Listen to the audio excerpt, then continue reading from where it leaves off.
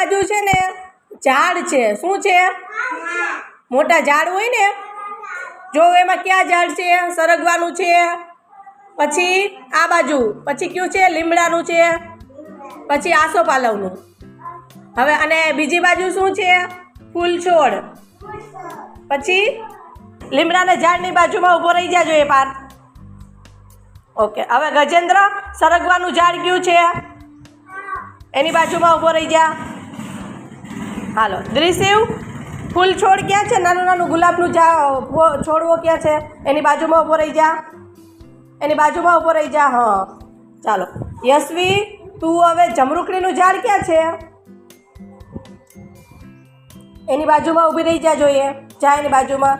ચાલો હવે દક્ષિત, આસોપાલવનું ઝાડ એટલામાંથી ગોતો. એની બાજુમાં ઊભો રહી જા. સરસ. તમને બધાને ખબર પડી ગઈ ઝાડ કોને કહેવાય ને છોડ કોને કહેવાય? નાનું હોય એને શું કહેવાય? છોડવો કહેવાય. સરસ. અને મોટું હોય એને શું કહેવાય? ઝાડ કહેવાય. ઝાડ. લીમડાનું ઝાડ કેવું હોય? પછી ફૂલ છોડ કેવો હોય? ગુલાબનું ઝાડવું કેવું હોય? સરગવાનું ઝાડ કેવું હોય? મોટું. હાલો પાર્થ અહીંયા આવી જા. તું ક્યાં ઝાડ પાસે ઊભો તો?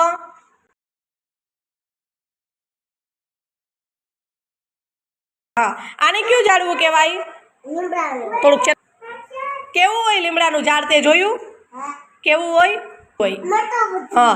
ઋષિ તારે કયું ઝાડવું છે? ફૂલ છોડ છે તારે તો. કા યશવી તારે કયું ઝાડ આવ્યું? એને કયું કહેવાય? કાંટાવાળું લીંબુડીનું છે. આસોપાલવ છે. આસોપાલવનું ઝાડ કેવું હોય? મોટું બધી. એના પાંદડા જોજો કેવા છે? લીલા.